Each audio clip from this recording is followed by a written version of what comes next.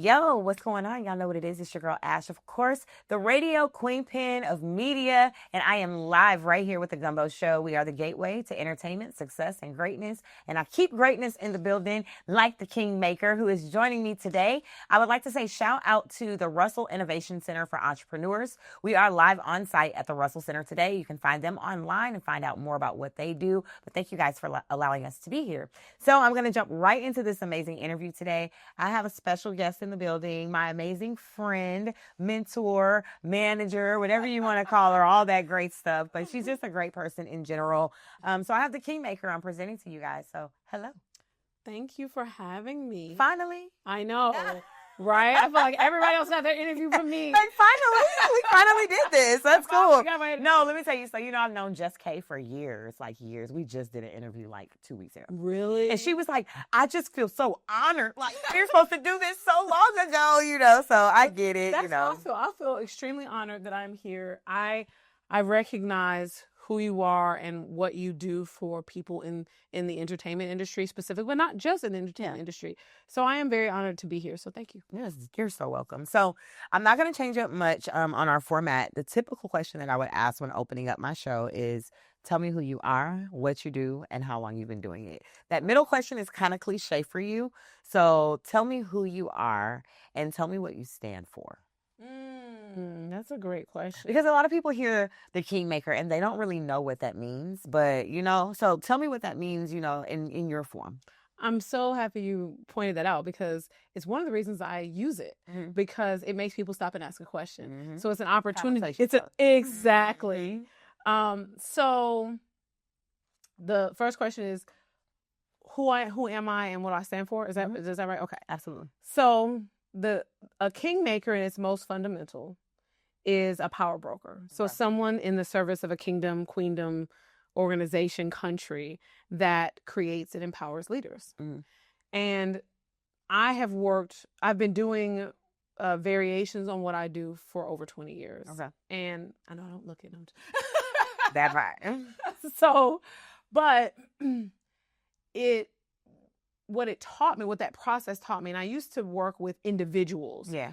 Because really my overall goal, if I had to make it condense it into something really short, would be to empower, to unite, and to set people free. What are you setting them free from? Their own limitations. Ooh, I like. And the empowerment is in the same context. So the empowerment is honestly, and I've had this as my LinkedIn, a quote in my LinkedIn bio for forever. And it's crazy. Okay, so this is going to sound weird, but literally when I went back to you have to go update your bio every once in a while. I went back and I was like, I love this so much. But then I couldn't remember. I was Googling it and I'm like, I can't find it. I was like, did I come up with it? Oh, what is it? So it is the greatest crime against humanity is self-imposed victimhood. So the concept behind that is... Yeah, everybody plays victim. But it's not even that everybody plays... I mean, it's true... I play victim a lot. It's true in so many different contexts. It's not not necessarily in the traditional sense, oh my God, you did this to me. But this concept of victim... people are doing things to me specifically. I feel that way all the time. Why me? Why... anything. You know what I mean? Or... And I didn't mean to cut you off. But you're fine. Or not... taking accountability maybe for certain decisions or choices that I made that may have put me where I'm at of why I'm going through whatever I'm going through. So I play victim in that way of not wanting to take the accountability for certain choices that I made back then that I may be paying for now, if that makes sense. So so both sides are valid parts of that. The primary focus for me and what I've identified, I'm a student of psychology. I love psychology. So I'm always looking at why people do the things that they do because it helps me empower them to step out of those boxes of limitation. Yeah. And set them on fire. Because I forgot we're clean here, right? Yeah. Okay, so y'all will know this about me. It's not a She just looked like this. Right. That mouth something else. What do you think? What that mouth do, though? Right. Seriously. That mouth be going off. But I caught myself. But that's good. So the primary thing is the last thing that you said it is very harmful for you to always be looking, not you personally, but anyone to be looking at things like someone's always doing something to them, because instead of them viewing the blessing and instead of them viewing what's being done for them, they're self-sabotaging by thinking someone's doing something to them. So that's again is self-imposed victimhood. But the second part of it is probably the most prominent aspect, which is we are the architects of our own reality. The kingdom of heaven is within you. So everything that you do, everything experienced in your life is you are, in order to have the most positive, peaceful, successful, empowered experience, you need to take what I call supreme ownership, which means you decide. And it doesn't mean that someone didn't participate in helping you sabotage yourself, right? But you have to take accountability for the role that you played. And maybe you took them along with you. Yeah. If you hadn't invited this person into your experience, maybe they couldn't have helped you sabotage yourself. So and I just went. So it's about what you allow. Yep. But that's all the accountability. That's all the ownership. So I hope that answers the question of that. Absolutely. But it's a fundamental framework is the empowerment and the setting themselves free really goes together, because if I can change the way people think and what they believe and therefore what's possible for them, then it opens up so many doors. But the biggest thing in between an individual and where they want to be is them. Always. And the problem is most people think it's something else. That's the self-imposed victimhood. Because as long as you're looking at something or someone else and pointing a finger at them, you're not actually looking at the cause and the source, and then you're not changing those things to get you where you're going. That makes sense. So now that we know who you are as the kingmaker. I didn't actually finish answering because we diverted into... So maybe it'll go into my next question. Okay. Tell me about your origin story. So I want to know, and make it sweet and short for me, but tell me a little bit about yourself, which led you to be the kingmaker and where we are now. Okay. So that's a great question. So my dad, I'm a serial entrepreneur and both my parents were entrepreneurs. And I know that I got that honestly from them. My dad started a non-for-profit when I was 9 or 10. And the purpose of the non-for-profit was designed to help young people to develop hands-on business skills. Okay. So not just the theoretical ones you get in school. The idea was, instead of sending people through, however many years of school to now still have no experience and have all of this on book knowledge, then it was what could we do to put children through this, for lack of a better term, intensive internship program where they could have real experience in businesses and then translate that into a working history. Their resume by the time they graduate high school is incredible, or college or whatever it is. So by the time I was probably 16, I'd probably managed 2 or 3 businesses, which was awesome for me, because it meant that when the non-for-profit ended and my dad passed and we, transitioned into normal corporate world things, I went in, the first year I made $80,000 and the second year I made hundreds. So those skills translated. So I would say I am so grateful for that experience. Everything that I went through, it wasn't all fun, right? But I learned accounting, and I went from, washing dishes in the restaurant to managing it. And I knew every part of the process and that was necessary for me to get where I went. So I will say that that's where my entrepreneurship started, right? But then I shifted from being the person who was managing individual, the bakery or a restaurant or a car wash or whatever it was, to now looking at the structure of the business and identifying strategic ways to grow the business, to make it function better, to make it more efficient and more profitable. So then I spent the last, I don't know, however many years, probably up to 16, it was that. And then maybe 5-10 years before going into the corporate world doing that kind of thing. And that's where I really found my that spark in my, because it was this is so fun. I'm a hyper creative person. It's so fun. I get to now, I get to look at something and figure out all the ways to make it better. Yeah. So it's just another form of empowerment, though. And so I started doing that, and then switching to the corporate world, I was in business development. I was in executive level leadership for different organizations, and again, I did the same thing. I looked at what the current framework was, and again, one of my big things is I don't see things the way everybody else does. Yeah. So I see That's a opportunity. gift. I would say it definitely is. One, I see the potential in people, and this is a gift and a curse a little bit. Yeah. Because I see the potential in people. It's like an immediate thing when I have a few minutes to like connect with them. So I see the potential in them, and this connects to my kingmaker origins. However, then I immediately start thinking about how that potential can be exercised. How do you make them better? Mm-hmm. But the problem with that is if I see the potential in the person, and they don't, or I want that potential for them more than they do. And that's probably one of my biggest challenges because of the person I am. Like, I'm like, let's do it, and you can do this. And, I'm I'm the biggest cheerleader too. I'm like, let's do it. So part of it is I have to balance that with, are you ready? Real reality. And that's, I think you and I talked about this earlier, like the idea of why I charge what I charge for my services is the transformation is in the transaction. When people pay, they pay attention. When you don't sacrifice anything, if you don't have to give anything to get something, then you take it for granted. And not you person, but people. And as a result, people tend to, you can literally give them everything. And I've had so many people. And they won't value it. I've had so many people, even coaches and mentors of mine, say that, hey, I had a program and it cost $250,000 and I let my friends in there, my family in there, and they did nothing. And it's because even though they have this valuable resource, they didn't have to do anything to earn it, to get there. And it's because of our psychology, we need those steps of achievement.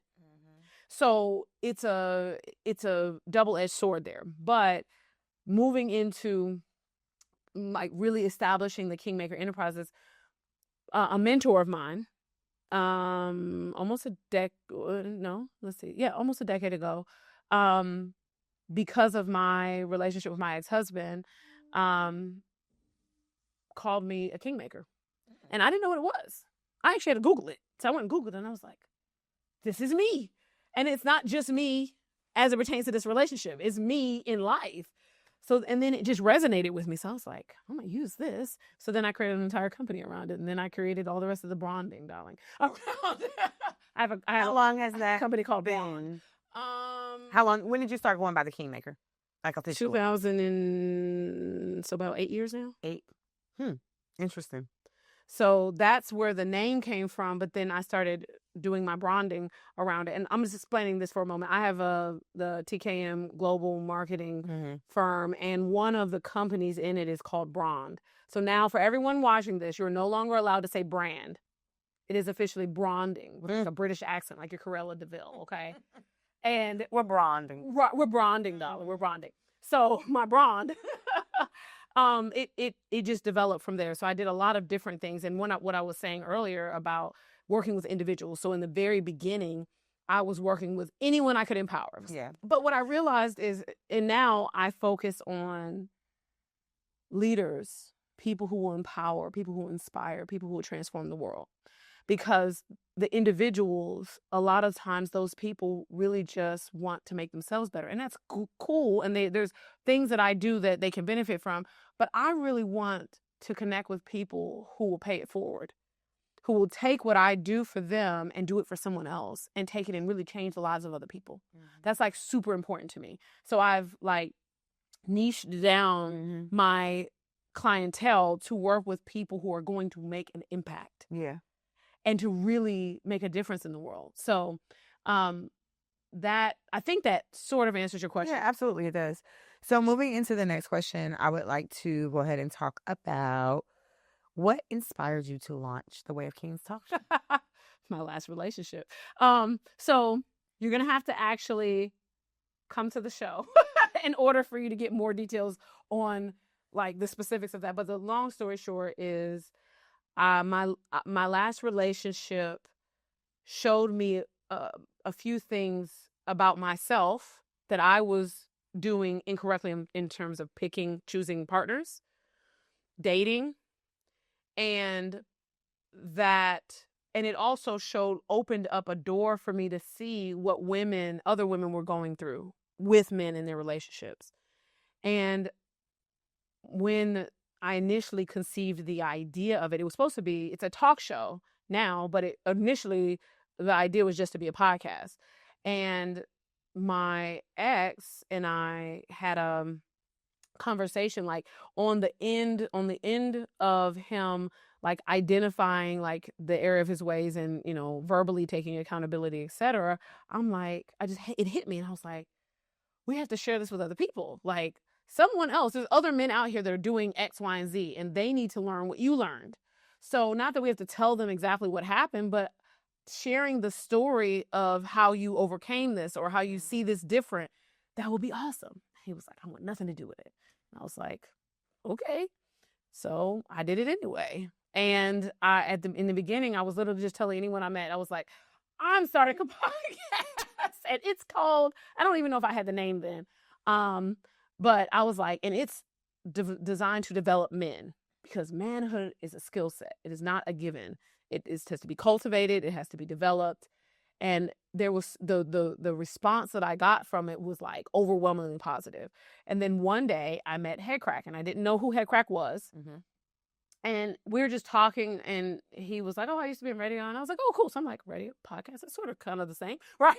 So I was like, so then he was like, I told him about it. He was like, I want in. And I was like, okay. I'm like recruiting everybody for my podcast. And then, so the original idea for it was we were just going to like go maybe to a cigar lounge or go to some place that we would eat or drink, and we would just have the conversation, have the mics, have a camera, and just be a very casual kind of thing. But then I realized, I was like, well, if we're going to be in a outdoor venue like this, we're going to have to worry about the noise and this and that and the other. So why don't we just invite everybody else who's there? So then it turned into a talk show, like almost overnight. The very first strategy meeting we had is when I found out who Headcrack was. So Headcrack is my co-host, Ashley on TV and radio. So Wicked Smiling Morning Show, Dish Nation, amazing comedian, but an even more amazing person. He's like an incredible person. So we go to the strategy meeting. We're at First Watch. Mm-hmm. He had brought a producer in. Me too. He had brought a producer in, and my co-host Kevin was there, and it was all of this synchronicity involved in the equation. And he's like, so we're just talking, and I had Headcrack's like government name. So I didn't even know. So they're just saying, they're like, people at the table are saying Headcrack. And I'm just like, I don't understand. Like, what is that? And then they're like pulling up Google and showing me. And I'm like, oh shit. And he was like, yeah, I don't really tell anybody. And I was like, if you don't like recognize me on the street, then I'm good. Yeah. So I was like, oh wow, this is about to be like big. Mm-hmm. Now we got a heavy hitter and I had no idea. He got on board just like everyone else because of the mission. Yeah. And I feel so much gratitude. And he brings a good point of view to the table, I believe. And I believe that with him being married, it gives a very diverse and interesting point of view from him. You know what I mean? And on a male side. I agree. You know what I mean? So I think that he's a great fit. I think that Kevin is a great fit too, because he has some very interesting perspectives. And Headcrack keeps us like rolling. Headcrack is so funny. He's like hilarious. He's like hilarious when he's off camera. Like, I mean, he's just not even trying. Like a real person who's just like ridiculously so funny. Yeah, he is. Describe how the R.E.A.L Milk and Honey brunch became your first venue, where you all actually debuted the show, and how that ended up working to where it turned into a talk show. Because I think that's kind of like where it started, right? So yes and no. So I was looking for a venue already. Mm-hmm. I hadn't really done anything to look for. So like the first from conception of like us having the team, okay, it's going to be Headcrack, it's going to be Kevin, it's going to be myself, it's going to be our original producer. Like, first episode was like 2 weeks. Okay. Like, it literally... Oh, y'all launched fast. And, wow. And I was listening to an episode the other day, and Headcrack actually said to us, like, we brought this to reality in 2 weeks. Yeah. So, awesome. I went to brunch at the R.E.A.L Milk and Honey, and I'm sitting at the bar, and I was eating their blackened salmon and grits, which was so good. I love their salmon. I know, it's so good. And I was talking to... So, first of all, let me say, shout out to the R.E.A.L Milk and Honey. That is one of my favorite... That food is good. Right. That's one of my favorite brunch spots in Atlanta. And my favorite food is brunch. So that tells you a lot. And I'm a foodie, and Ash knows I have exquisite taste. I'm a foodie. Right. So I'm sitting there, and the chef, Jason, comes over and just like checks on me and asks what he's doing. And then another lady who I now am friends with, Jennifer Renee, the creative life coach and founder of Brand Tribe. Check her out on IG. She came and sat down. And so now we're all three having a conversation. We're talking about a relationship. We're talking about this. I started talking about the show, this podcast I'm about to launch. And he says, have it here. And I was like, really? And so the reason we're in a new venue now, we're at R.E.A.L Lounge on Shout out to Omar with R.E.A.L and Deanna. And Deanna, yes. The owners of R.E.A.L Lounge on Glenwood at May 7th. I do not know the address off the top of my head, but I'm sure you can Google it and figure that out. But one of the difference was, and this speaks to the character of Chef Jason, and we really appreciate the R.E.A.L Milk and Honey because they gave us our foundational start. But they're a brunch place, so they're not open when we have the show. Were opening up for you. They were doing you guys a favor. They were 100%. So like they were open. I don't know what time they opened. Maybe 8, 9 o'clock in the morning. But they were there from like 6 a.m. doing their normal stuff. And then we came in and did the show at like 8, 7:30, 8, 9. And it got later. But head crack schedule crazy, this and that and the other. So the reason we took a break to find a new venue was we were keeping them up till 1 o'clock in the morning because they got an after party 6. Yeah, that makes sense. And once I realized that, I was like, I do not want anyone associated, especially because everyone who participated in this, I wanted them to feel like something they were happy to do, and I didn't want them to. You don't want it to feel like it's forced. Like if you want, what do you call it? An imposition. Yeah. So I want to shout out Miss Unique. She's been amazing since the very beginning. Miss Kennedy. These are like the staple ladies who were coming and like offering us incredible service. Miss Tiana was making like these incredible, like she's a mixologist. She was making all these. Every week we had this new mimosa flavor, and it was all fire, all fire. So if you guys see this, I appreciate you guys so much. We wouldn't be where we are without you. And I'm sorry for keeping you up all night. Yeah. It's part of growth, though, especially when you do media and podcasts and stuff. You have to move around. You have to be in different settings. I agree. You need different people to know who you are, because that's the only way you're going to get, that expansion and visibility. So kudos to you, because that means you're moving on up. You know what I mean? We're making progress, but I really appreciate them giving us some here. I want to make sure I say this. So that's how we got started. They made an invitation. And then it came together, and they were just incredible with supporting us in this vision.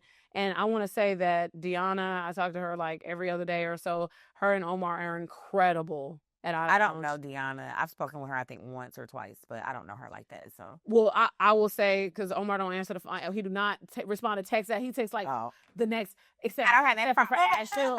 Something for Ash, but they have been so welcoming and so accommodating to us being there. I am looking forward to because even when we outgrow that venue, we still have our under the table episodes. So I'm looking forward to continuing that relationship. That's awesome. I won't let that. Yeah. So talk to me a little bit about the show specifically. I know that you have Hurricane. He is your host, correct? Our MC host. MC host for the show. Okay. And then I also know that you bring in various talents. So you have like artists that come in that do opening acts, that do halftime performances, closing acts, things of that nature, which also may change with the dynamic of the R.E.A.L Lounge, because now you have more space and ability to do like showcases and things. I don't know if it will or not, but it could change. So my question to you is, how does the live participation, how important is that for your show? So it's so funny that you said that, because when we first were talking about, when we first had the conversation of saying, hey, we're going to do this in front of a live audience, because that wasn't the original idea.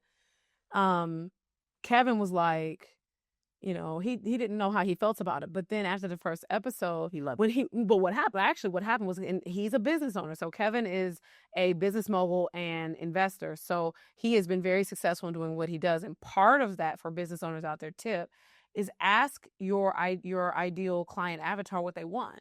So after the first episode, he went around and asked everybody, what did you think about the show? And overwhelmingly, everyone's favorite section was my section, which is Speak to the Queen in Me, the audience engagement. Not that they were like, it's the Kingmaker section. They were just like the part where they got to talk. I just wanted to frame it that way because it sounds better. But overall, the idea was they loved okay, so from a psychological perspective, people like to share their opinion. Mm-hmm. It's just a real thing. But the Speak to the Queen in Me segment goes both ways. So head crack segment, he begins the show, and it's called Move Better. Mm-hmm. And then my segment is in the middle, Speak to the Queen in Me. And then Kevin's segment is Get Rich With Us. And my segment is all about audience engagement. So sometimes this is the audience asking us questions. And whether it's relationship questions or how something should be handled. And sometimes it's us asking the audience something related to the topic of the show for that day. And then so in reference to the artist, it has been an amazing. So again, because this started with the intention of doing something that we would want to do anyway. I don't know about you, but give me a rooftop and some live music anytime and I'm like in. So the opportunity to bring a live, performance component to it was amazing. And we had Brittany Marcel on Instagram. Check her out. Incredible. Marcel with 2 L's. She brought an entire band. There was a harp player in the Real Milk and Honey. Like, when have any of you guys seen a harp in real life? Headcrack went on a whole ran about it. Yes, literally. But so I had this amazing opportunity to do something I really wanted to do. But then the other aspect of it was doing the halftime show was looking at the age range of people that we wanted to attract, and saying, okay, the people who really need to hear this message, how old are they? And are they going to come and listen to something that they think is more school or, Headcrack calls it edutainment? Or would they prefer to go sit in a club and, overpay for alcohol and food and lose brain cells? Probably that. Mm-hmm. So we were looking for an opportunity to attract people who may be from the younger crowd or even from a crowd of people who their entertainment looks different. Yeah. And we modeled as close as we could. So we have hookah for the halftime show, and if you want to smoke cigars, you can go and do that outside or whatever the case might be on the patio at the iLounge. But we wanted to create an environment where people would choose to come here, have a useful conversation, walk out empowered, have the opportunity to participate in a conversation that will make them cause them to think differently, maybe move differently. And at the same time, it allows us to get our message across. So it was just bringing all of those components into one place, and it turned out to be like a super fun, dope experience. And if y'all don't know, y'all to check out the last episode that we did. Ash, the media queen pin, was our special guest. And she was incredible. It was awesome. How do you guys select topics for the episodes? So do they vary? I know you guys have certain segments for each show, but as far as the topic talk about on each segment, do they vary or? So so there's an overall topic of the show, right? And Headcrack's Move Better segment may not have anything to do with the actual topic of the show. He really just comes in and says however he feels. He's like, I'm going to tell you. So there was one Move Better episode about stretching, and but Move Better, very valid. That's right. We're 40 now, but it turned into a conversation about it expanded beyond physical stretching, and it touched on so many things. So that was cool. Kevin's topics typically align with the acronym for R.E.A.L Men. So we have an acronym on the Way of Kingz because part of I keep saying part, but a big focus of us is to develop R.E.A.L men.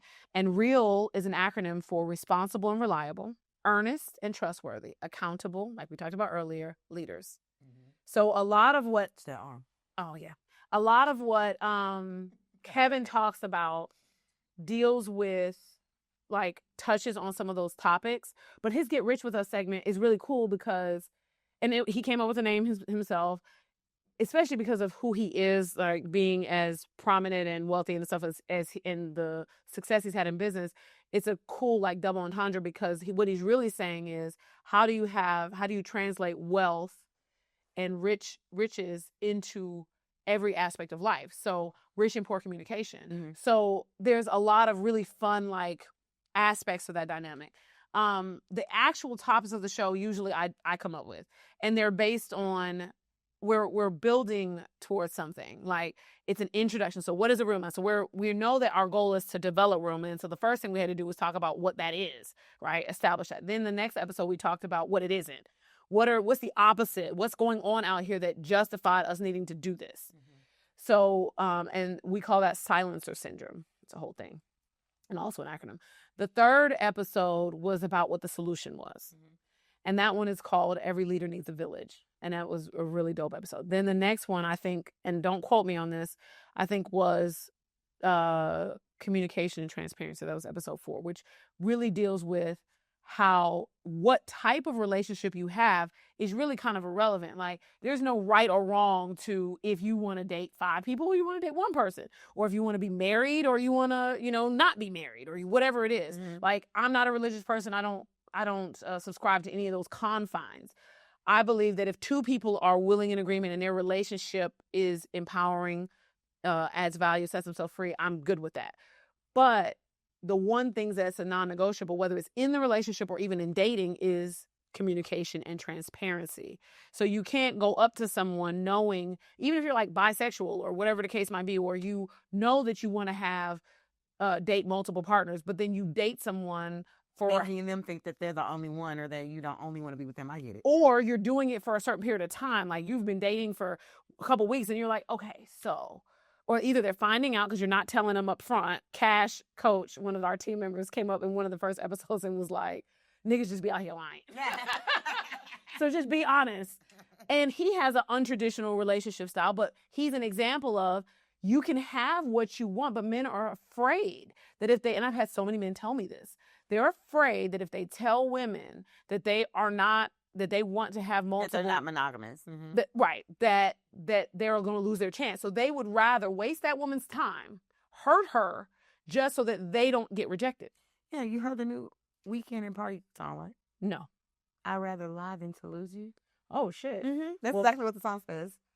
I'd rather lie than to lose you. He said, I'd rather spare you the details, my love. That's not. So we actually talked about that on one of the shows, that lying, it might have been that one, because communication transparency deals with lying.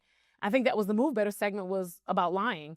And so we've had like 1 or 2 episodes where Head Crack had a show to do or something where he wasn't there. So we all do our best like Head Crack impression and do his Move Better segment. So every host does our version of Move Better. And I want to say that particular day we did, our Move Better section was, or mine or somebody's, was about lying. And we were talking about this idea that men say that they're lying so that they can protect you, but what they're really doing is protecting themselves. Mm-hmm.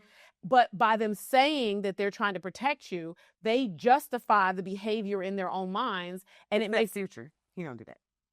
Future okay. say, I'd rather see you unhappy with me than happy with somebody else. Okay.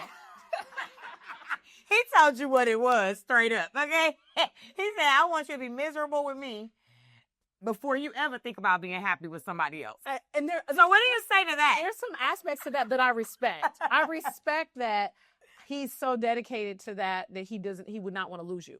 I would rather respect that he's so dedicated that he doesn't want to lose you. But wait, on the other side of that, the idea that I would rather you be miserable, I would rather him say something like, I will do what I need to do so that you can be happy. But that's the actual He has problem. No intention of doing that. Then that's crazy. then that's just like crazy work. That's just crazy work. He's the toxic king, so that's why I had that. And see, okay, so I'm going to tell y'all right now, for me to have an entertainment group, and I am not up on all the, Ash keeps me abreast, and my children, because they'll use new words, and I'm like, what does that mean? And they're like, really, Mom? And it's this whole thing. Or if I try to use the word, they're like, can you never do that again? Yeah. But yeah, my daughter doesn't like when I say clock your tea. And see, I've never even heard that before. It's like beat you up or something. That's what that means? Yeah, I feel like, you say it again, I'm going to clock your tea. And she's like, where did you learn that? Who taught you that? She doesn't like me saying so it. I have learned that on the Gumbo show, because I have never. Tell y'all kids, y'all going to clock their tea. And I promise they don't get mad. That's a great way to piss your child off, which we want to do sometimes without even being offensive. Yeah. Like, for real. But so the first sequence was really building to this idea of telling this story and really covering every point that a man really needs to understand in the order where it becomes relevant. So then we did intentional dating. And I mean, there's been, we have healing coming up this upcoming. So Wednesday, May 7th. Yes, which is what we're talking about now. Let's jump into it. Go ahead. Okay, Wednesday, May 7th, the topic is the swag commandments. And we have, what y'all talk about? What's the swag commandments? You gotta come and see. No. Is it about what you want to allow your spouse to wear? No. Oh, what's not swag like clothing? Oh, because I was about to say I don't do men in flip flops. That's my swag commandment. That's your line. I better not see a string in between your shoe. I better not. Ever. Hilarious. You know, there's so many people who think that way about Jesus sandals. But you know Uh-uh. how I feel? A man with socks and sandals. I don't like that either. That's my line. You a Socks grown and man. sandals. Put some house shoes on. If you're at the house. Right. Put some If you're going out, put some real shoes on. You a grown man. whole rim. Uh, Now, flip-flops okay at the beach? What do you wear at the beach? my husband wears swim shoes. Oh. Well, that's a Like he's so acquired. cool. He's just real chill, Yeah, you know. that's Like he's so fly, you know. It take a lot to get to that type of guy, you know. But no. He got kicks for the beach, you know. Hilarious. So the swag commandments are not about clothing. I mean, it touches on clothing. It's really about how men can establish the level of confidence that type of swag. Yes, the kind of like swagger, and how they can, what they need to do in order to be confident to attract women, and how they should approach them, and then what they do with that attention once they get it. Okay. So, and our special guest is Darian Barnes. He is a actor, a model, a previous. I seen his muscles. Got a whole lot of them. I found. Yes, and ladies, stay tuned. He has a special invitation to the show coming out, and there might be muscles involved. Okay.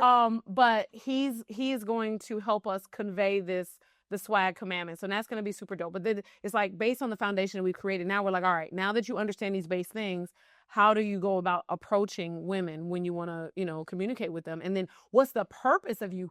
There's a whole like level in psychology to that. And then so we've got there's 3 episodes total left in the season. We're going to talk about swag commandments. Then we're heal. And then we have one last episode that I'm not going to say for the final finale of season 1.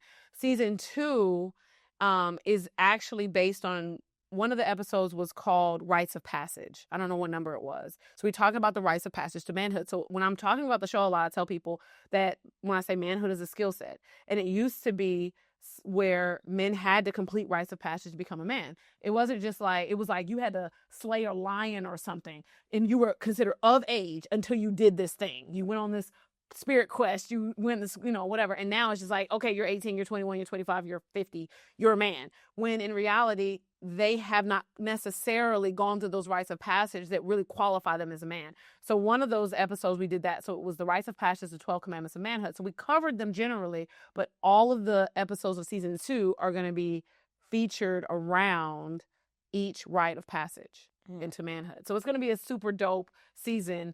But for you guys, season 1 is still underway. iLounge. May 7th. May 7th. What time? So doors open at 7. We have, after work, so WERK. So where this came from, so Cash Coach, he has a company called Work 420 Entertainment, and it's spelled WERK. And him being a part of the team, Headcrack had this idea about doing like a pre-show. And then getting with Ash and the Gumbo show, we looked at, okay, we can have people come early. They can answer some of the questions we're going to ask in the show and have their questions answered before anyone else gets the mic. Because it's like a mad dash. Like when we say, all right, everybody's raising their hand, it's like a whole thing. And we don't always get to everybody. So if you come early, then you get to fill your answers out on the cards, and then we'll read them. Or you can come up and read them. But it gives you that option. And then it allows, pictures with hosts, interviews, and when we have games, there's games that we do sometimes. And so after work is just a play on, because it's so much earlier than our regular show. You come after work, but WERK. So that's what it is. And it's going to be a fun component to our show. And then we have the after party, which what I love about the after party, so DJ's there. And in this instance, we've collabed with iLounge, and because that same night, they have the iCapsule event for their independent artists. So as a part of our collaboration, their artist kicks off the end of the show in the after party.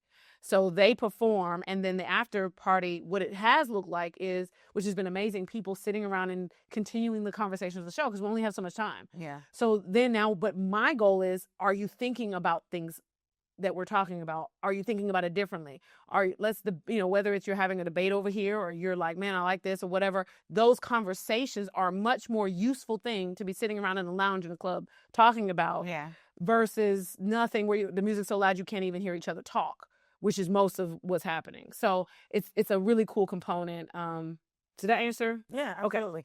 So my last and then final question before we close out, I would like to know, what would you say to the man that believes that he's already a king and doesn't need to be made? So it's so interesting that you say that. So this is going to bring me into I mean, because there are some that are kingmakers already. I mean, that are already living the way of king. Maybe taking care of their responsibilities, doing the things they're supposed to be doing, treat women properly, those things. I'm just saying they're out here. So not everybody needs this particular thing, you know? So happy you said that. So do you know that Denzel Washington still drops into acting classes? Mm. Why?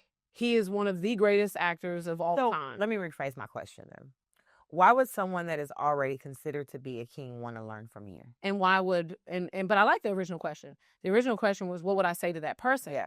And the answer is, if you understand power and you understand what leadership is and you understand what it really means to be a king, then you understand that is the prerequisite is the continual evolution of who you are as a man.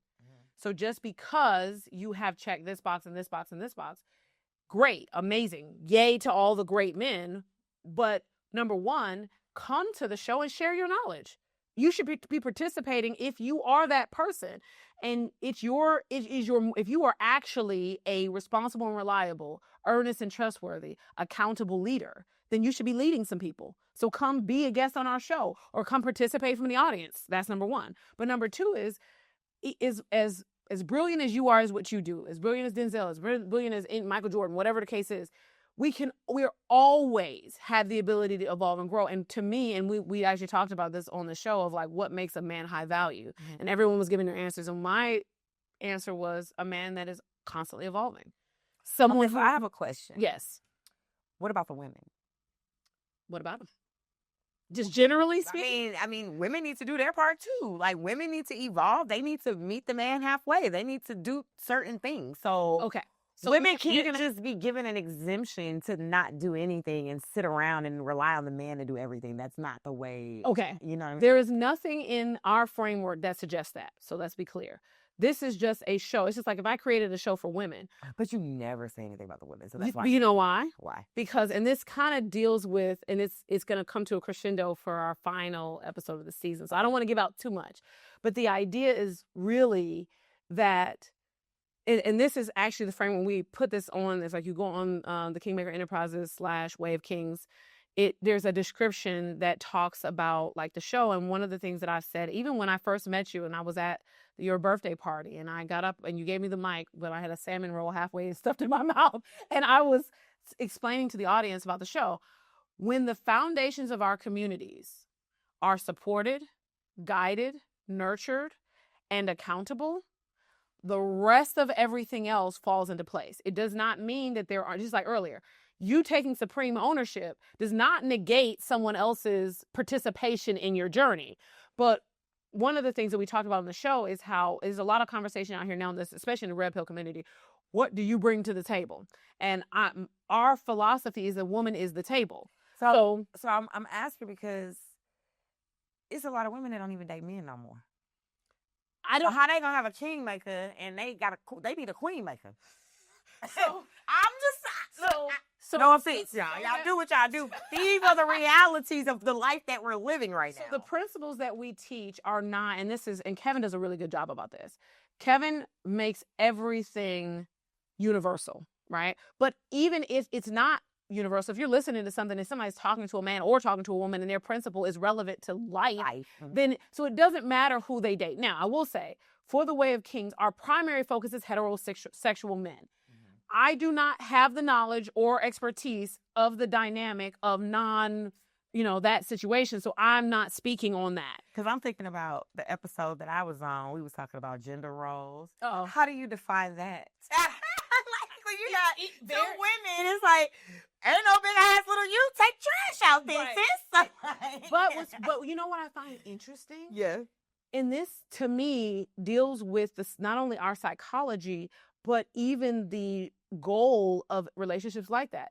in a lot of those relationships, and I know this because I have friends that are gay on both sides of the situation. I can see that. There is one party that operates more masculine, just fall or into that more role. feminine. So it's like so technically speaking, they could take the same framework. If this is who you're gonna be, then this is the framework. Now, there are some biological components and hormonal components that go along with this, which is why I'm just really not focusing my attention on that, because I can't sort that out. What I can say is that the principles are all life principles. So they're principles that will help you in life, in business, in your partnerships, in your friendships. So anyone should come to the show because it's all going to be useful. The conversations that we're having are steered and geared. This is like, could people of other races come to the show? They have. And all the principles are available. Who are we really talking to? Yeah. Men of color. Mm-hmm. Because that's our community, right? And are the principles still valuable to every other type of man on the planet? Absolutely. So they should not come because primarily we're talking to men of color. So I would say, back to what you were initially asking, if women aren't off the hook for anything, but there is a different framework of how we're viewing that. Men's primary job is to pick the right table. If you are not a carpenter and you are not willing to learn how to be one, do not pick a table with a wobbly leg that requires a drill and some screws if you don't know how to use it. If you don't pick a table that's dry rotted or it's going to give you splinters, a lot of men are out here picking tables because of what they look like. And they're not actually looking. Women too. True. Very true. So women, they don't even care what you look like. They just care about what your pockets look like. That's it. Unfortunately, there's a lot of women who aren't caring enough about what a man's pockets look like, which is I saw a post. I don't know if I should say this on here, but he can edit it out later. I saw a post today and they said, how much is your rent? And the girl said 2 sucks and 2 bounces. And I was like, wait, what? That's it? That's all you gotta do for the month? Okay. That's what they doing. No way, shape, or form do I support like any type of transactional. 2 sucks for 2 bounces. No, okay. no, right. Any type of transactional relationships like that, because that's not that's not what we're really here for. It's prostitution. It is 100% prostitution, but it goes both ways. And again, women. So we have this situation in the show a lot where men are like, but. We'll say, well, it's important that men do X, Y, and Z. And you're like, but what about the women? Okay, really good example. It was this guy, and so so if y'all come to the show, Hurricane's primary job is to not give drunk people the mic. Because this night, this drunk guy had the mic. And he too many shots of tequila or whatever he had before he started drinking mimosas at the show.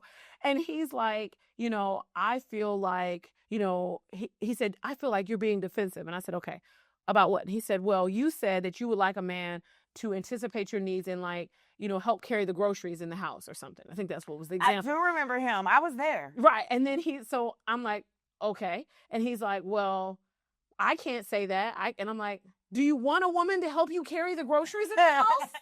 And he's like, well, no. And then he was like, well, I don't have any expectations. I said, that's a lie. And he goes, okay, you're right.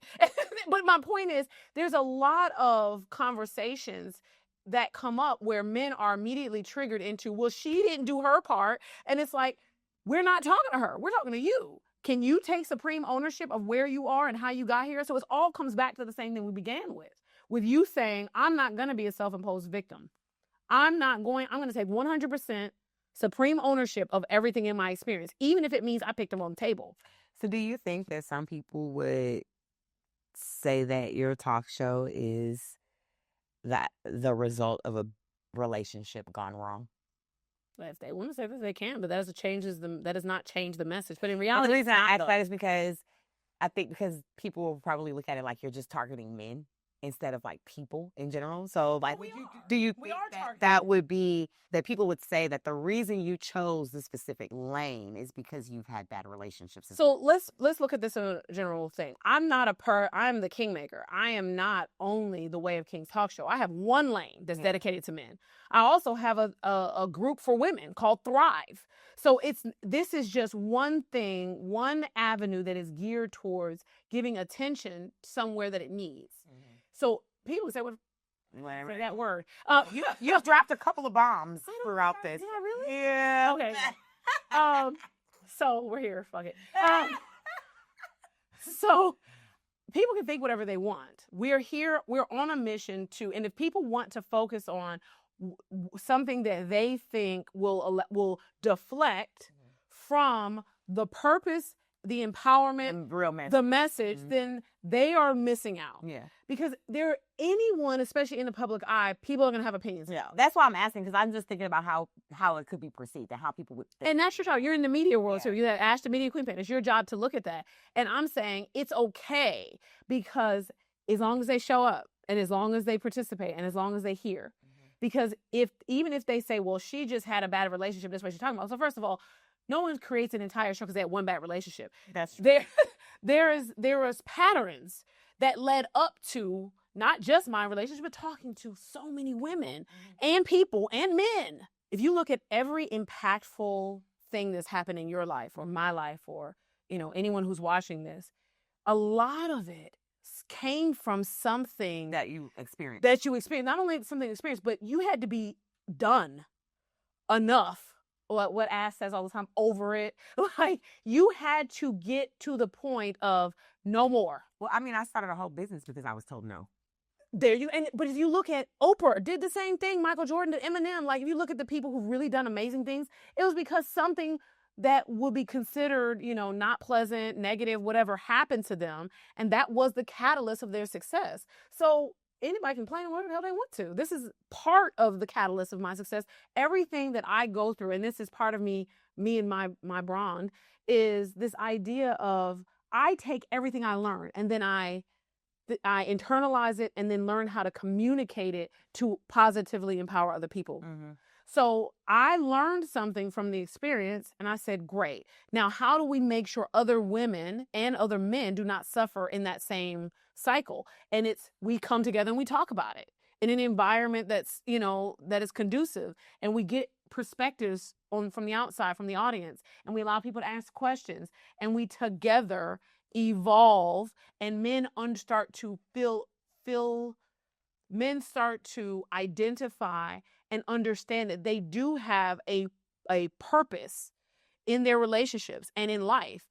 And we help provide a path for their evolution. I heard it right here. Come see the Kingmaker live at the Kingmaker Talk Show, because we want to make sure that you got you a king and not a clown. Okay. The Way of Kingz. But that's good. And wasn't Naja's album? Clowns everywhere. And clowns everywhere. Heck has a song like that too. The clowns in the background. So we want to make sure you got a king and not a clown. I wanted to let you guys know that you will be joining B96 The Block. Yes. It's going to be so awesome. So if you don't get a chance to see some of the episodes, or if you missed some of the episodes that she's done already on the talk show, she'll be re-airing those episodes, and she'll have a separate segment as well where she'll just be doing her show. So talk to us just a little bit briefly about that. Absolutely. So we have been fortunate to be invited onto B96 The Block to air some of the episodes from the Way of Kingz live show and then the Under the Table episodes. And that's going to be super amazing. That's going to air on Fridays. It's going to start sometime this month. I don't have a launch date yet. And then we have a leadership power expansion profit business show called We Play for Power.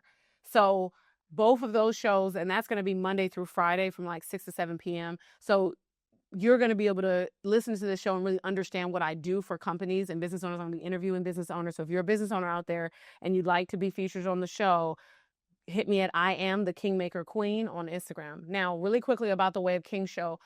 There is a cost to come to the show, but remember we talked about that earlier. When people pay, they pay attention. But what we did was we turned it into a raffle. So when you come in, you pay entry into this raffle to win drinks, food, hookah, and special gifts and prizes from our sponsors. So you do not want to miss it. It's going to be awesome. All right. Well, I am looking forward to it. I wish you guys the best of success. I'm happy to be a part of it on the promotional side and just assisting you where needed. Shout out to Head Crack. Shout out to Kevin. Shout out to you, of course, the Kingmaker. Shout out to the entire show, the Way of Kingz Talk Show now, and your entire movement welcoming you onto B96 The Block. I'm excited excited to hear you and see you and hear you on the radio now. And just super excited for, what you have. My last and final closing question for you is, how does the Kingmaker want to be remembered? And see, I should have known you were going to ask me this. I want to be remembered as someone who changed the lives of billions. Oh, I love that. Through empowerment, through unification, and through setting people free. Well, yeah, I heard it right here. We're going to set y'all free. I better come out to the Way of Kingz talk show starting on May 7th right there at iLounge. Make sure y'all look it up. Make sure y'all tap in, get y'all tickets. Get your ticket. All that good stuff. Vendors, we are looking for you. Vendor spaces are available. We're taking vendors now. We are also looking for artists. If you're an artist and you're interested in participating, if you would like to open, be a headliner, do the halftime show, or even possibly close the show, or even potentially be added onto the iLounge show by communicating with Deanna and Omar, you could possibly have that opportunity as well. So tap in with the Kingmaker, tap in with myself, and we will be definitely will be honored to point you in the right direction. DM at I Am the Kingmaker Queen. DM at the Gumbo Show. Y'all know what it is. It's the Gumbo Show, of course, the gateway to entertainment, success, and greatness. I appreciate you guys for listening, watching, and seeing another great, amazing episode of Who Am I, which is the amazing Kingmaker. Y'all know what it is. Find us on Instagram at _Gumbo Show. Find our website at www.gumboradioshow.com. And, of course, find me at @the media queenpin on Instagram. Shout out to Ali Brathwaite behind the cameras. You can find him at Ali Brathwaite. Y'all know what it is. The Gumbo Show. We're signing out.